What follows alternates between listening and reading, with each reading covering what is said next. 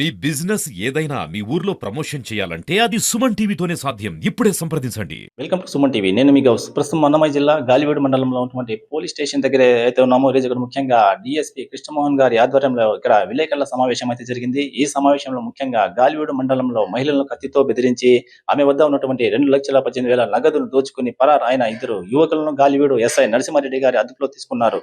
వారు గాలివీడు మండలం గోపన్పల్లి గ్రామానికి చెందిన వారని ఎస్ఐ వెల్లడించారు. అలాగే ఘటనపై కేసు నమోదు చేసి సాంకేతిక ఆధారాలు మరియు స్థానిక సమాచారంతో నిందితులను పట్టుకున్నట్టు చెప్పడం అయితే జరిగింది.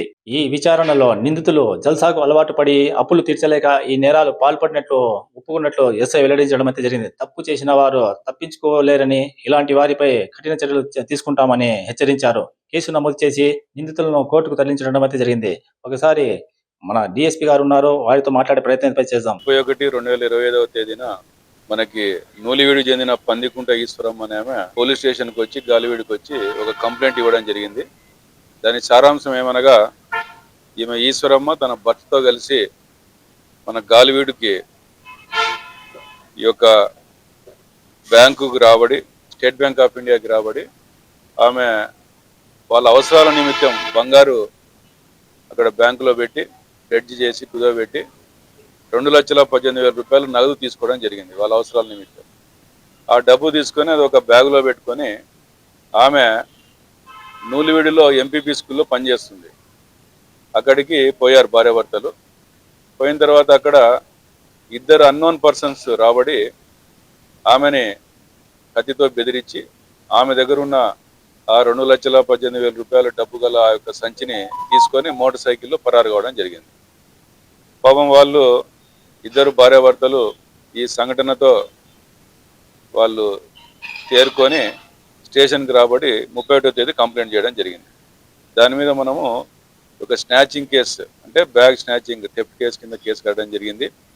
కేసు కట్టిన తర్వాత గాలివీడు ఎస్ఐ గారు నరసింహారెడ్డి గారు, తర్వాత లక్కిరెడ్డిపల్లి సిఐ గారు కృష్ణంరాజు నాయక్ గారి యొక్క ఆదేశాల మేరకు, సూచనల మేరకు ఈ యొక్క కేసులో త్వరితగతంగా టెక్నికల్గా అనాలిసిస్ చేపించి మా యొక్క అన్నమయ్య జిల్లా ఎస్పీ గారు శ్రీ ధీరజ్ కునిబిల్లి ఐపీఎస్ గారి యొక్క ఆదేశాల మేరకు దీంట్లో ఈ సీసీటీవీని మనము పరిశీలించి వాళ్ళని ఐడెంటిఫై చేసి ఆ ముద్దాయిలు ఎవరనేది ఐడెంటిఫై చేసి వాళ్ళని ఈరోజు గోపన్పల్లి క్రాస్ రోడ్స్ దగ్గర 10 గంటలప్పుడు అరెస్ట్ చేయడం జరిగింది. ఆ ఇద్దరు ముద్దాయిలు షేక్ మహమ్మద్, వయసు 26 సంవత్సరాలు, తర్వాత ఇంకొకతను షేక్ బాబా ఫక్రుద్దీన్, వయసు 29 సంవత్సరాలు. ఇద్దరిది కూడా గోపన్పల్లి గ్రామము. వీళ్ళిద్దరు కూడా ఇతను మహమ్మద్ అనే వ్యక్తి కారు డ్రైవర్గా పనిచేస్తాడు. ఇతను ఫక్రుద్దీన్ అతను ఆటో డ్రైవర్గా పనిచేయడం జరుగుతుంది.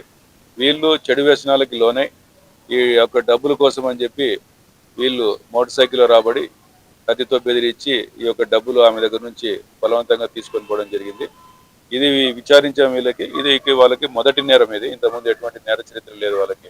అయినప్పటికీ కేవలం వాళ్ళు చెడు వ్యసనాలకి లోనే ఈ యొక్క దానికి పాల్పడడం జరిగింది. అయితే దీంట్లో ఏమంటే మా ఎస్ఐ నరసింహారెడ్డి వాళ్ళ యొక్క టీం దీంట్లో ఇమ్మీడియట్గా రియాక్ట్ అయ్యి వితిన్ 1 డేలోనే ఆ యొక్క టెక్నికల్గా అంతా కూడా అబ్జర్వ్ చేయడం జరిగింది. చేసి ఆ యొక్క అక్యూడ్ని కూడా ఈరోజు అరెస్ట్ చేసినాము. ఈరోజు వాళ్ళని రిమాండ్కి పంపడం జరుగుతుంది. ఈ సందర్భంగా మనం గాలివీడు ప్రజలకు తెలియజేయడం ఏమనగా, ఈ యొక్క సీసీ కెమెరాల వలన పెట్టుకోవడం వలన ఉపయోగాలు ఏమనేది మీరు పాత్రికేయులు మీ యొక్క ఛానల్స్ ద్వారా, తర్వాత మీ యొక్క ప్రింట్ మీడియా ద్వారా ప్రజలకు తెలియవలసిందిగా కోరుతా ఉన్నాను. మనం ఈ యొక్క కెమెరాలు పెట్టడం వలన మనకి ఏమైనా నేరాలు జరిగినా కూడా, అటువంటి ఏమైనా కార్యక్రమాలు జరిగినా కూడా మనకి ఇమ్మీడియట్గా ఐడెంటిఫై చేసేదానికి మనకి ఉపయోగపడుతుంది ఇది. కాబట్టి దాన్ని మీరు విస్తృతంగా దాన్ని పాపులర్ చేయాలని చెప్పి నేను ఈ సందర్భంగా కోరుకుంటా ఉన్నాను. Thank you.